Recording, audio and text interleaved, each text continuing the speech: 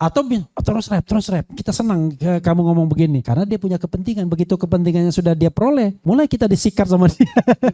Ada yang begitu.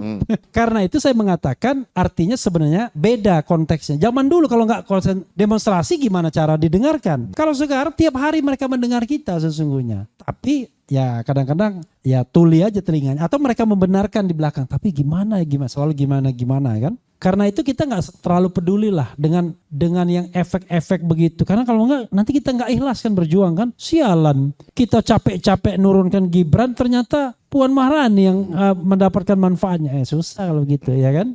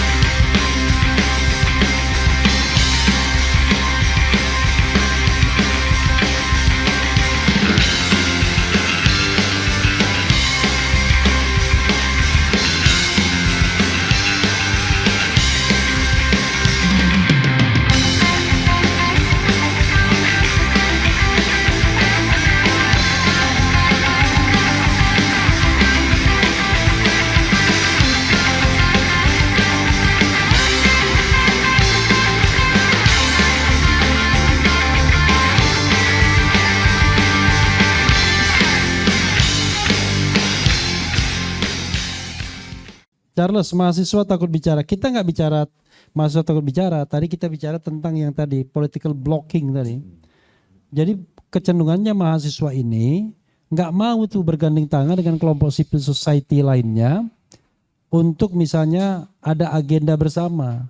Misalnya agenda kemarin menurunkan Jokowi. Itu mahasiswa nggak mau gabung. Nah satu-satunya yang mau gabung yang agak besar itu ya tanggal 22 Agustus itu. Itulah satu-satunya menurut saya selama masa pemerintahan Presiden Jokowi yang demonya lumayan besar dan lumayan berhasil dalam tanda kutip. Kenapa saya katakan lumayan berhasil dalam tanda kutip? Karena ada cerita-cerita di belakang layarnya yang kemudian penuh dengan drama pertimbangan politik. Nah di situ saya mengatakan kekuasaan Jokowi mulai surut ya kan. Karena ternyata dia harus ikut pada kemauan Istana Baru. Padahal yang namanya RUU DPR itu memberikan jalan bagi Kaisang untuk nyalon kan begitu. Tapi itu panjang ceritanya ya. Jadi kecenderungan untuk ngeblok tuh nggak mau dia. Pengennya sendirian. Nah, kalau saya katakan sok jagoan nanti kan marah kan. Pokoknya seperti dia ibaratnya gimana ya? Ini kan soal ini kemurnian gerakan mahasiswa bang. Ya tetapi kalau kita bicara agendanya jelas, tuntutannya jelas, kenapa tidak gabung? Kan kemurnian gerakan mahasiswa itu karena takut ditunggangin. Tapi kalau ditunggangin kepentingan yang jelas gimana? Ya kan? Justru ketika Anda demo tapi tiba-tiba dibiayai oleh cukong-cukong itu malah kacau itu malah. Harus bisa dilihat ini sebagai sebetulnya kawan taktis dan kawan strategis kira-kira gitu ya. Iya, jadi kalau kita punya agenda bersama, a common agenda, why not misalnya? Hari ini misalnya, agenda kita adalah misal ya, kita cocok tuh. Maksulkan Fufu Fafa. Ya itu nggak usah misal, itu agenda kita. Ya misalnya agenda kita ya, karena belum disepakati sama dia. Lalu tiba-tiba kawan-kawan bilang, wah nggak mau kita ikut. Nanti dimanfaatkan oleh PDIP untuk menyorongkan Puan Maharani. Susah. Ya kan? Walaupun itu iya. Tetapi kita nggak ikut bagian sananya. Bagian kita adalah bagian memaksulkan Fufu Fafa. Perkara kemudian siapa yang memanfaatkan kerja kita ya sudah ikhlas saja kita. Ya tinggal maksudkan lagi nanti gitu ya kan. Kalau nggak benar kan. Sama seperti saya mengkritik A, mengkritik B, tiba-tiba ada orang yang kirim proposal ke istana. Bisa juga kan. Iya. Pak ini akan ada gerakan menjelang tanggal 20 nih Pak. Ini bahaya kalau kita nggak stop. Kamu bisa jamin kalau si X, si Y nggak gampang Pak. Saya jamin, saya kenal kok mereka ya kan. Padahal kita tetap aja bikin kegiatan, tapi proposal udah masuk misalnya. Nah, karena itu kita nggak terlalu peduli lah dengan yang efek-efek begitu. Karena kalau nggak, nanti kita nggak ikhlas kan berjuang kan. Sialan, kita capek-capek nurunkan Gibran, ternyata Puan Maharani yang mendapatkan manfaatnya. Susah kalau gitu ya kan. Oke, itu satu ya. Jadi saya nggak bicara dia tidak berani bicara. Kemudian alarm, istana terbakar, tidak punya instrumen. Justru yang kita harapkan mahasiswa itu, kalau sudah mahasiswa turun, kita gembira. Seapapun demo kita, itu nggak dianggap kalau mahasiswa nggak turun. Why? Karena kita penakut. Ini orang-orang tua ini udah penakut. Jadi begitu demo di belakang, ya kan? Nggak ada yang ke depan, kan? Beda sama mahasiswa berani itu ke depan, kan? Kenapa? Begitu mau maju, ingat anak dan istri, ya kan? Mahasiswa kan nggak mikir lagi dia, terus dia maju. Jadi jangan kira bahwa mahasiswa tidak punya instrumen. Justru mahasiswa selalu menjadi trigger. Saya katakan trigger ya, bukan penentu. 66 triggernya mahasiswa, 98 triggernya mahasiswa. Nah kita berharap nanti kalau gagal kemarin menjatuhkan Mulyono dengan alasan yang konstitusional, ya sekarang paling tidak menjadi trigger untuk menjatuhkan Gibran. Bisa nggak? Kira-kira begitu ya. Jadi siapa bilang nggak punya? Justru alarmnya di sana, instrumennya di mahasiswa juga gitu ya. Kita ini ikut-ikutan mahasiswa kadang-kadang. Kalau kita mahasiswa turun, wah udah senang kita, ya kan? Begitu. Kemudian Sultan Syahrir ya. Sultan Syahrir. Berat itu ya. Mirip-mirip Fufu Fafa ya. Jauh lah. Jauh. Kalau kata Babe Haikal tuh mukanya jauh, dekat gue Rahup. Ini Fufu Fafa ini jangankan Sultan Syahrir, jadi Sultan Batugana aja enggak? Gak iya. Sultan Batugana masih jelas sebarang itu ya kan. Iya, jangankan Sultan Syahrir ya kan. Dan kalau cerita masa lalu itu apa ya? Gini, memang kita punya cerita yang bagus ya. Punya cerita yang nggak bagus. Menurut saya itu menjadi pembelajaran lah bagi kita semua. Contoh misalnya, seorang Soekarno itu adalah seorang yang pasti pencinta demokrasi kan. Orang humanis ya kan. Tapi begitu dia berkuasa otoriter juga. Cuman bagian sejarah yang 59, 66 itu, kalau kita ngomong sama partai yang ono, nggak mau dia ngomong. Padahal kita harus jujur kan dengan sejarah. Termasuk Pak Harto. Kalau mau dijadikan pahlawan, kan pernah debat di LC saya ikut. Dalam hal apa ukuran pahlawan itu? Kalau ukurannya the whole of his life, ya kan? Ya nggak bisa, karena lebih banyak dosanya daripada. Tapi kalau misalnya karena dia pernah 6 jam di Jogja, kemudian G30 PKI, dan itu jadi 2 indikator, ya kita bilang dia pahlawan nasional karena punya 2 jasa yang paling penting bagi Republik ini. Kan jelas. Tapi kalau the whole of his life, ya kita lihat banyak dosanya, ya kan begitu. Oke, karena itu ya memang ada kayak Bung Karno meninggal dalam pengasingan ya. Di Wisma Yaso itu yang tempat saya nongkrong, ada warung kopinya sekarang. Oh kan. iya, di pojok Satria Mandala nih Satria sekarang Mandala teman-teman itu ya. kan. Itu sampai meninggal tuh sebenarnya tahanan rumah dia. Dan pemerintah Orde Baru itu tidak mengizinkan dia ditengok, diekspos dan lain sebagainya. Itu ceritanya menyedihkan sesungguhnya. Karena kenapa? Bung Karno ini kan seorang ideolog. Orang kalau makin banyak orang berinteraksi sama dia, jangan-jangan nanti ada kekuatan yang masih terpelihara dan lain sebagainya. Tapi Mulyono juga sekarang. Kalau nggak diasingkan, banyak orang datangin dia sekarang. Menteri-menteri, ya kan, baru-baru mendatangi dan mau bikin partai politik dia. Bayangkan ya, itu dia tidak seorang ideolog, tapi mungkin PT-nya banyak kata orang pandang kan. Kalau PT-nya banyak, karena itu bisa menyelesaikan semua hal kan. Bentuk partai politik kalau Anda nggak punya triliunan nggak bisa. Nah jangan-jangan dia punya triliunan itu, ratusan triliun konon kata orang ya, konon ya kan. Kita nggak tahu persis ya. Tapi kalau uangnya nggak banyak, nggak mungkin dia masih kuat ya kan. Kemudian, jadi saya setuju ya, demokrasi dan korupsi itu sesuatu yang selalu berbanding terbalik ya. Demokrasinya tinggi, korupsinya akan rendah sebaliknya. Nah cuman orang Indonesia mengatakan demokrasi kita kebablasan. Gimana kita mau bilang demokrasi kita kebablasan? Kita demokrasi yang benar aja belum pernah. Ya kan? Jadi kalau kita bicara demokrasi sekarang kita dalam taraf demokrasi prosedural mungkin masih. Nah untuk menuju yang demokrasi yang substantif masih banyak persyaratannya. Contoh misalnya diletakkan pada pemilu aja, prosedurnya sudah benar sekali dalam 5 tahun. Tapi kan kampret semua yang ikut kan bajingan semua ini kan. Kan nggak bisa kita mengatakan tuh di true demokrasi itu nggak bisa.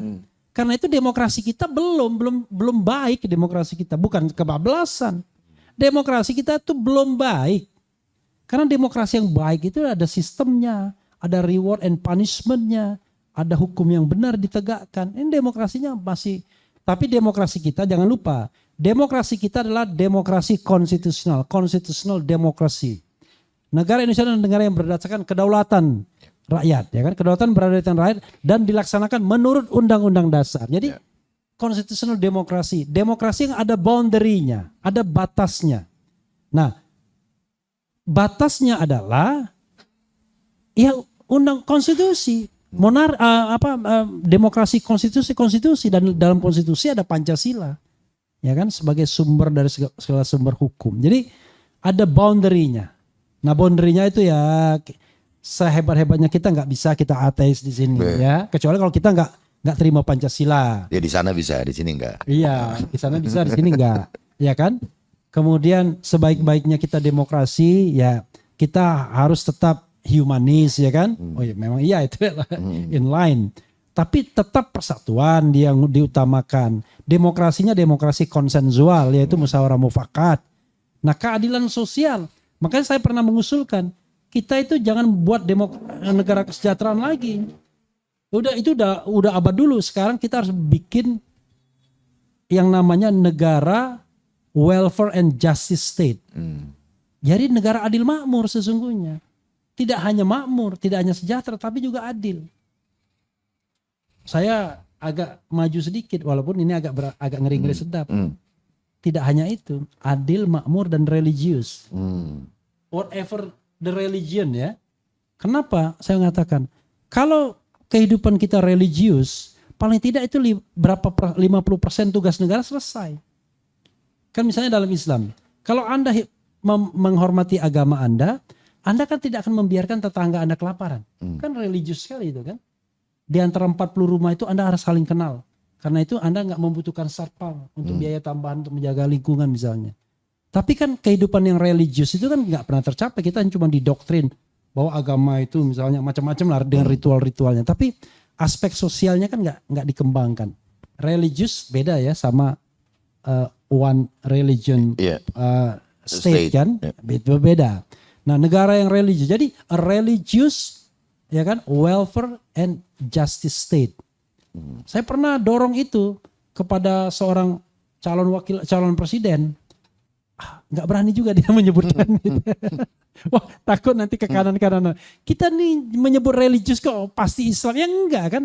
Kan kita ada agama lain kan. Tetapi Anda pegang, kan agama itu memberikan pembelajaran yang baik. Kalau di Amerika, ketika saya di Amerika, anak saya mau diambil departemen sosial dia karena dia autis dan kemudian main dan dia pergi ke jalan. Kalau nggak sanggup kami memeliharanya. Dia tidak didukung oleh perasaan agama, didukung oleh undang-undang yang menjadi kewajiban kita. Masyarakat Indonesia beda. Masyarakat Indonesia melakukan sesuatu itu bukan karena disuruh hukum loh. Saya menyuruh ini, enggak.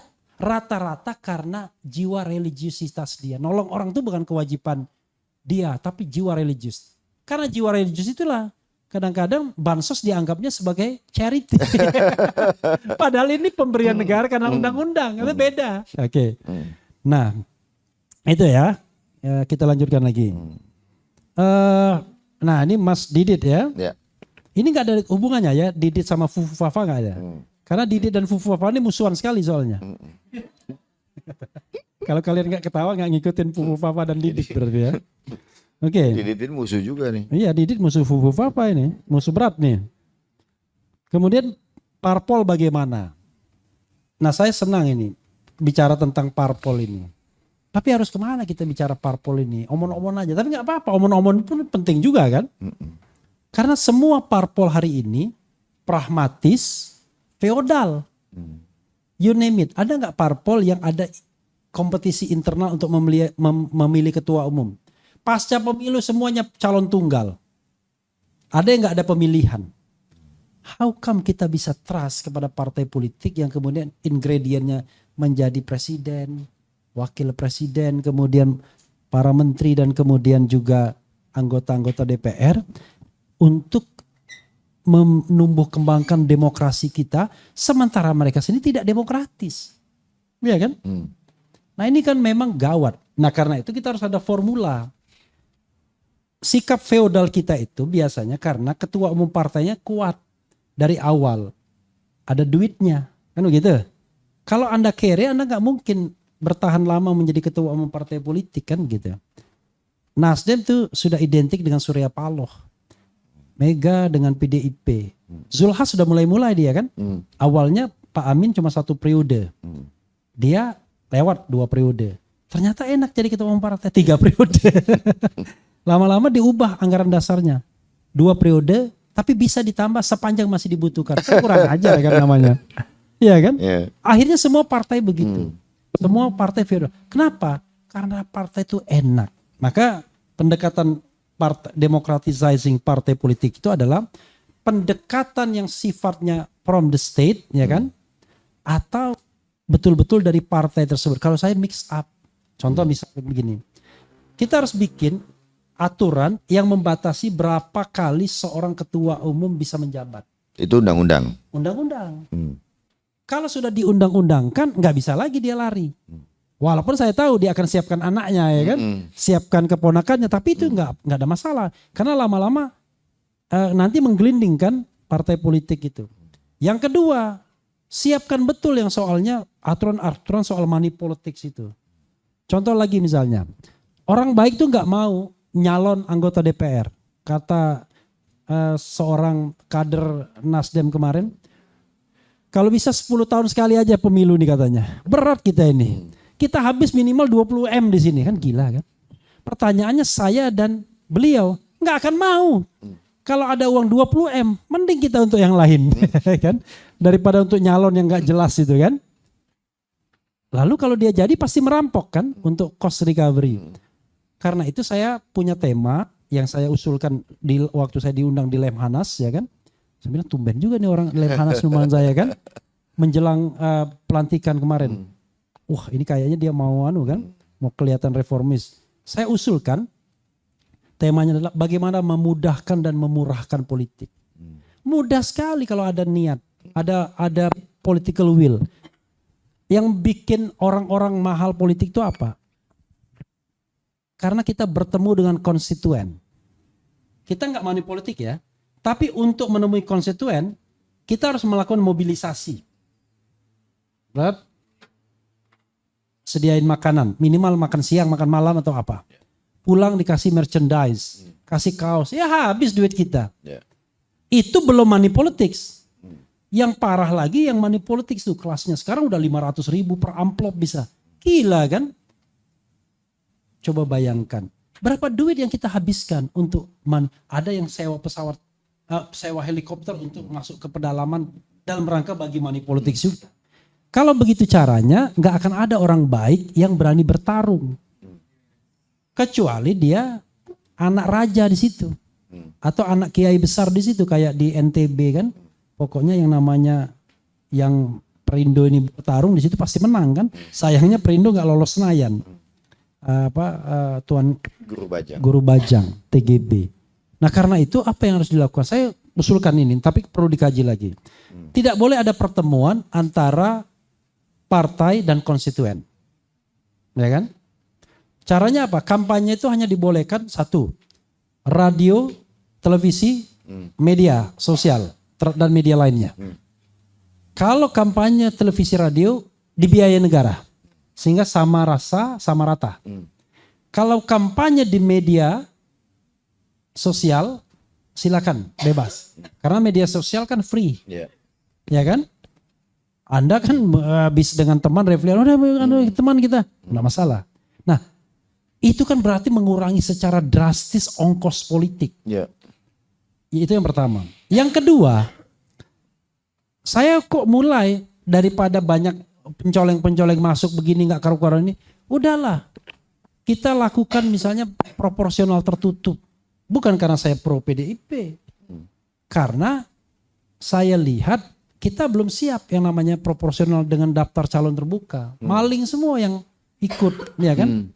Nah, dengan tertutup itu kita buat regulasi yang namanya nominasi secara demokratis, seperti yang saya lihat di Afrika Selatan sering saya singgung. Jadi kalau misalnya untuk menyusun proporsional tertutup itu listnya calon, itu mulai dari tingkat bawah, ada konvensi internal partai politik, dan ada dokumen konvensinya. Misalnya konvensi pertama adalah tingkat ranting kecamatan berarti kan? Tingkat ranting kecamatan itu yang boleh ikut konvensi itu adalah anggota partai politik itu, real, yang ada keanggotaan. Yang boleh ikut pertama dipilih dulu, alright, dipilih kan? Nah, yang terpilih berapa di ranting itu naik ke kabupaten kota, tapi ditambah pengurus ranting. Kalau pengurus ranting suruh ikut kompetisi juga ya mana mau dia. Nah, lalu udah, berarti di kabupaten kota dia tidak lagi punya privilege karena dia bukan lagi pengurus kan. Nah, di tingkat kabupaten kota diadakan juga kemudian kompetisi internal naik ke atas. Nah, di atas semua pengurus partai politik otomatis menjadi calon. Kalau enggak siapa yang ngurusin partai politik? Nah, ini yang saya lihat di Afrika Selatan. Tapi banyak formula kalau ada niat. Tapi niat itu sudah enggak ada lagi. Kenapa?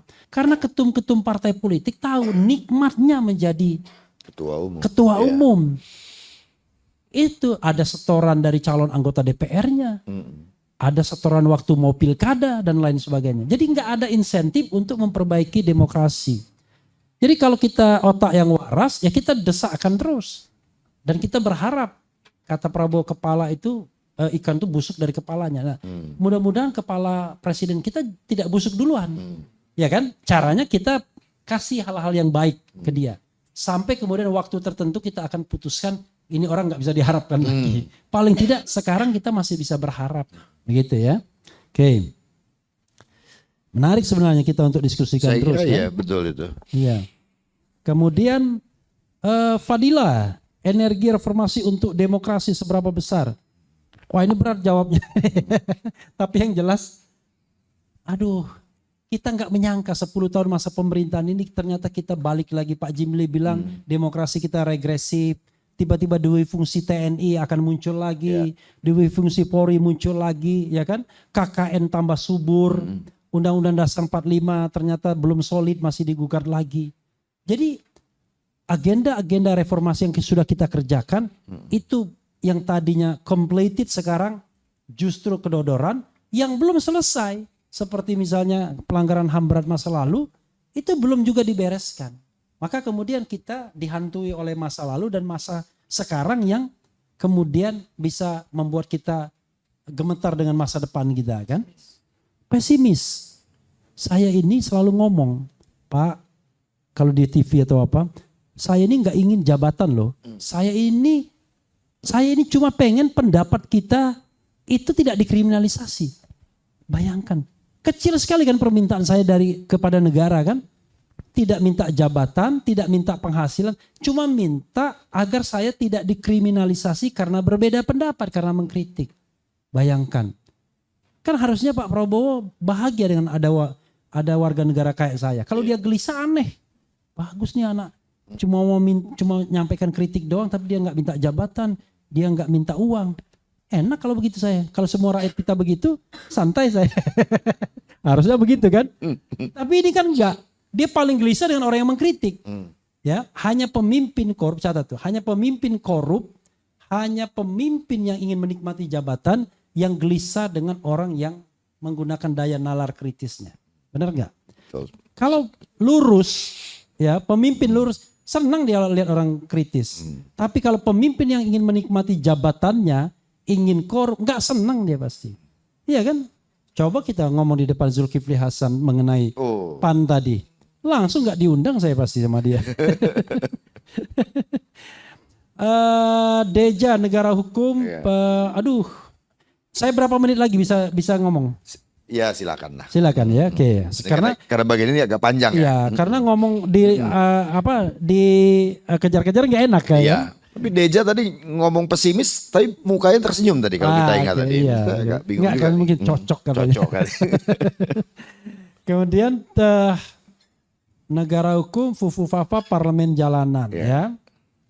Jadi kalau kita negara hukum, jangan kayak Anies lagi.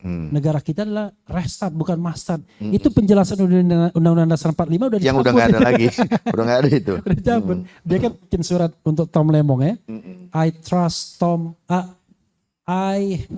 I still trust in Tom kata dia kan. Tapi ya kita negara hukum sesuai dengan penjelasan negara kita adalah negara hukum bukan negara kekuasaan, bukan kita restart bukan mastad.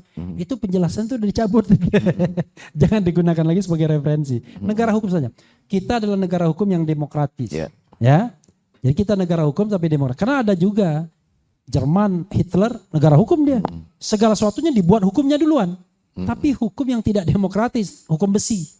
Kan ada yang begitu. Nah, orang Jerman kan terkenal dengan disiplinnya. Untuk dia disiplin ya dibikin hukumnya, hukum besinya. Nah karena itu kita negara hukum yang demokratis ya. Parlemen jalanan. Saya kalau bisa ya, parlemen jalanan itu cuma alarm doang. Tapi bukan upaya untuk mengganti kepemimpinan. Karena kalau misalnya upaya untuk mengganti kepemimpinan kan tanggung. Kalau jalannya separuh-separuh tanggung. Mau revolusioner sekalian, korbannya pasti banyak kan, nyawa dan lain sebagainya. Atau kita tadi kasih 100 hari gradual ya kan. Kalau misalnya nggak didengarkan kita bikin demonstrasi si A, si B, si C pecat kan begitu. Agar suara kita lebih terdengar dan ada teatrikalnya kan. Kalau ada turun ke jalan itu kan, karena sekarang kalau dulu kenapa perlu turun ke jalan? Karena tidak ada saluran untuk didengarkan. Ya kan? Tidak ada saluran untuk didengarkan. Tapi sekarang ada. Yakin saya Prabowo itu dengarkan kalau enggak channel saya, channelnya Rocky Gerung. Karena dia pernah bilang ada itu orang tiap hari katanya bikin konten katanya. Yeah. Dia Prabowo tuh begini-begini. Kok dia lebih tahu dari saya? Tetangga soalnya kan. Ya, tetangga. Prabowo sama Rocky kan tetangga soalnya. Nah, karena itu saya mengatakan artinya sebenarnya beda konteksnya. Zaman dulu kalau nggak demonstrasi gimana cara didengarkan?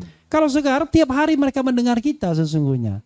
Tapi ya kadang-kadang ya tuli aja telinganya. Atau mereka membenarkan di belakang. Tapi gimana selalu gimana kan?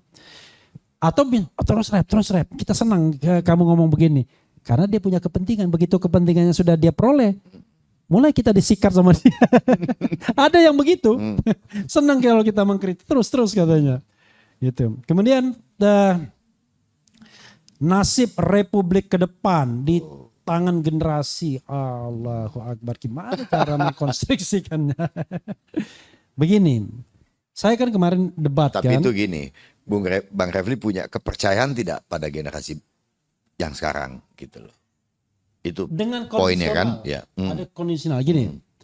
Generasi muda ini ya harus belajar dua hal. Kompetensi dan integritas tetap sama. Semakin Anda dan ini adalah sesuatu yang two side in one coin yang saya bilang. Jadi semakin Anda kuat kompetensi Anda, peluang untuk berintegritas itu juga makin kuat. Yeah. Itu sama dengan lawyer. Semakin lawyer itu berkualitas, biasanya lebih punya peluang untuk berintegritas dia. Tapi makin tidak berkualitas, biasanya udah pokrol bambu aja. Yeah. Udah tukang suap, tukang maklar dan lain sebagainya. Nah karena itu tantangan kita adalah bagaimana sumber daya manusia kita yang HDI, Human Development Index kita yang masih kalah dari banyak negara Asia Tenggara ini, itu kita tingkatkan. Dulu Malaysia belajar sama kita sekarang belajar sama Malaysia. Nah, kualitas ditingkatkan, integritas juga dipelajari dengan baik. Kadang-kadang orang korupsi itu bukan karena dia mau korupsi, kadang-kadang nggak ngerti aja. Dianggap baik biasa, kasih duit dan lain sebagainya. Ada uang yang halal, ada uang yang nggak halal, ya kan?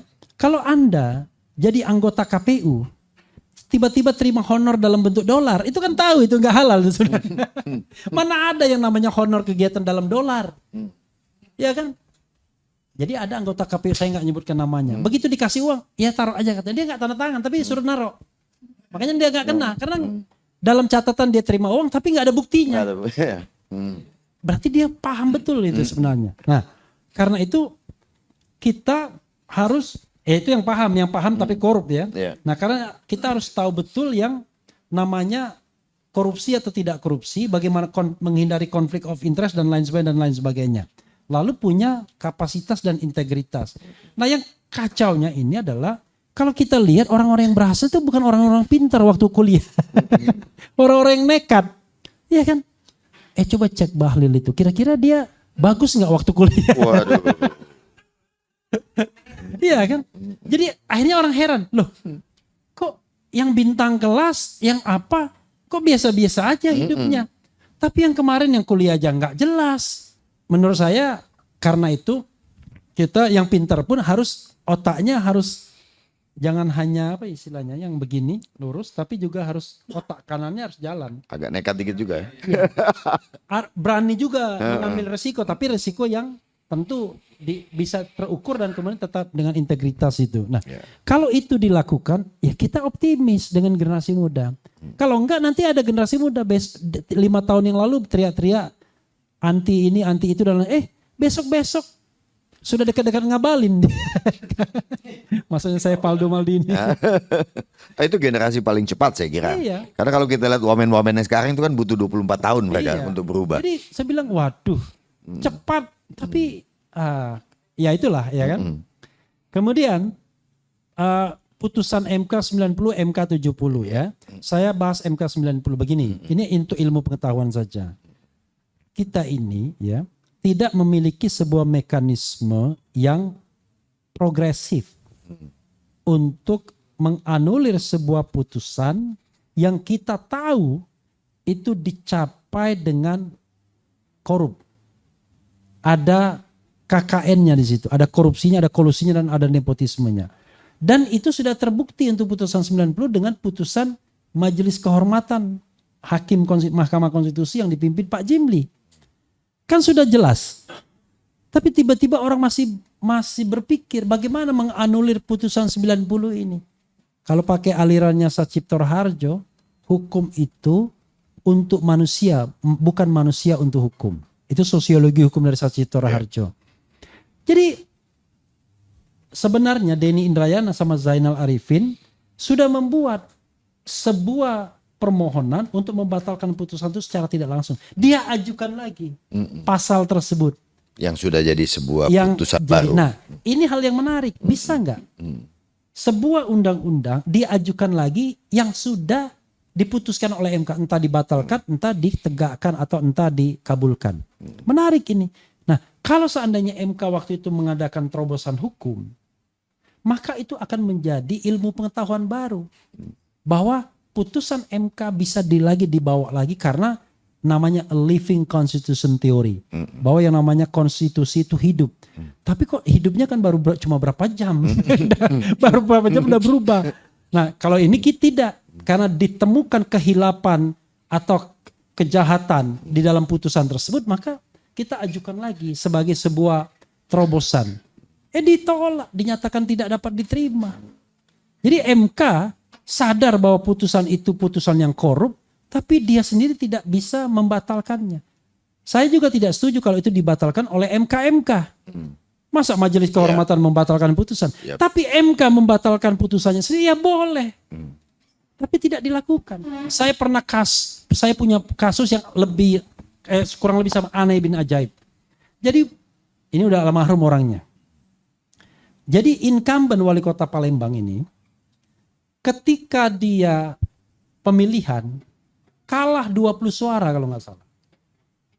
Sedikit dong 20 suara, satu TPS digoyang-goyang aja bisa menang. Ya kan? 20 suara. Angka jangan terlalu dipikirkan ya, saya lupa juga soal angka. Lalu dia mengajukan gugatan. Namanya Romy Herton almarhum. Lalu Romy Herton ini nyuap. Ya kan, tahun 2010 itu. Kurang lebih uangnya yang dia ambil suap itu 2 miliar atau 3 miliar, saya lupa. Yang jelas 2 miliar kurang lebih ya kalau nggak salah. Dan dia suruh sekdanya bawa uang dolar. Begitu di X-ray, saya diceritain, ini buat apa ini uang? Untuk beli alat-alat berat. Okay. Memang berat bang gitu kan. Ya kan? Ya, udah. Singkat cerita, masuklah barang itu ke Akil Muhtar kan. Nah, Lalu yang dikalahkan ini akhirnya jelas dia dikalahkan hanya dengan bukan lagi 20 suara sisanya. Pokoknya yang jelas dia akhirnya dikalahkan dengan lebih dari 20 suara. Berbalik posisinya kan. Tiba-tiba dia baca putusannya. Setelah dia hitung-hitung, loh, saya ini masih menang 5 suara. Berdasarkan pertimbangan hakim MK itu. Kedatanglah ke saya. Saya hitung juga. Benar. Masih menang 5 suara. Soal number nanti saya korek lagi karena lupa-lupa ingat. Tapi kalau nggak salah 5 suara. Sekarang pertanyaannya adalah, ini ada kekeliruan putusan. Ya kan? Apa yang harus kita lakukan? Masa MK pernah mengubah amar putusan gara-gara ada kekeliruan seperti itu. Tapi pada waktu itu amar putusannya soal angka. Gimana? Diajukan lagi nggak bisa karena itu sudah final. Ya kan? Akhirnya saya kode etikkan semua hakim. Karena dianggap dia melakukan yang namanya unprofessional conduct dan juga ada kasus ada korupsinya kan. Sudah diperiksalah kita. Tapi kan karena saya kritis, saya ngomong-ngomong soal lain sih sebenarnya. Pokoknya intinya MK itu nggak senang aja sama saya ya kan. Apalagi Akil Muhtar. Jawabannya sudah. Jawabannya bahwa setelah diperiksa majelis hakim, mereka mengatakan sudah memeriksa perkara sesuai dengan prosedur. Sontoloyo enggak. Jadi membiarkan orang lain itu kan hak orang tuh.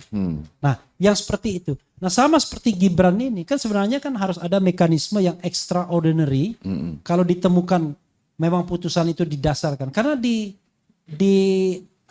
Mahkamah Agung ada mekanisme seperti itu.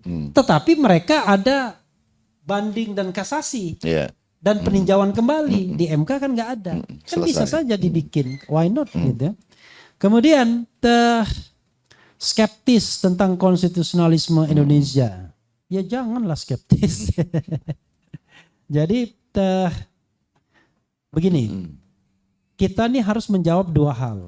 Problem kita ini di konstitusinya ataukah di aturan di bawah konstitusi? Ataukah di realitasnya?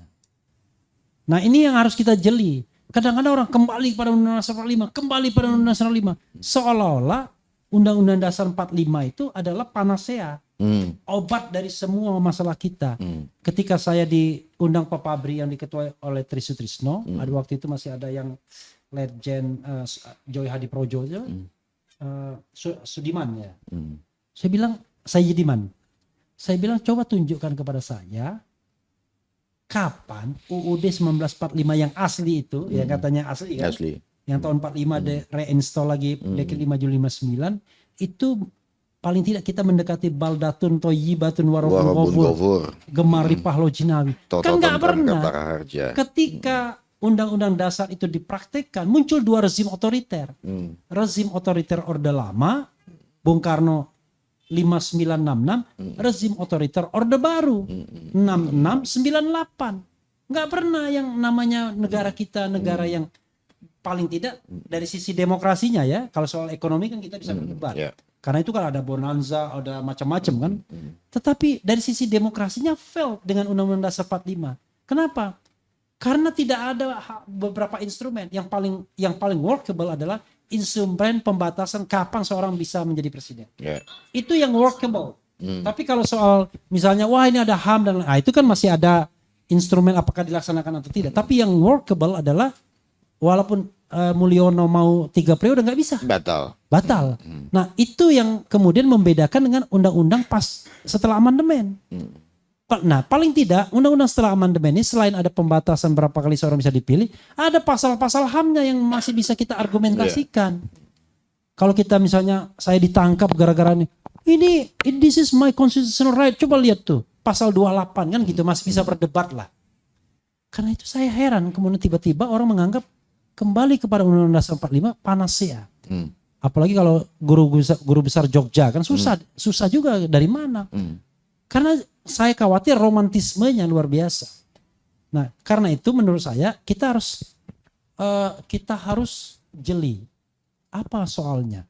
Kalau kita bisa bicara tentang check and balance within the parliament, maka mungkin problemnya ada di konstitusi karena DPD tidak diberikan ruang. Ya kan?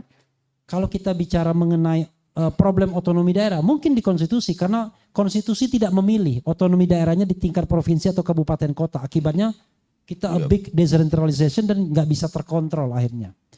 Tapi hal-hal lain kan cuma masalah undang-undang, soal sistem pemilu misalnya. Kan undang-undang sistem pemilu bisa kita ganti kalau memang soal money politik itu kan soal kesungguhan kita menyelesaikan soal partai yang feodal. Enggak ada urusan konstitusinya. Karena itu kita jelilah mana yang kita address di konstitusi problemnya, mana di undang-undang atau peraturan di bawah konstitusi, mana yang perlu kita perbaiki hanya praktik lapangan aja. Ya, dengan demikian kita akan objektif cara merumuskan masalah dan mencari pemecahannya. Sama terakhir pemerintahan Prabowo ini. Kita akan lihat ini problem konstitusinya, problem aturan di bawah konstitusinya, atau problem kelakuannya. Dan kita tahu panasianya kalau kita mengenali problemnya. Makasih. Assalamualaikum warahmatullahi wabarakatuh. Waalaikumsalam warahmatullahi wabarakatuh. Tepuk tangan sekali lagi teman-teman.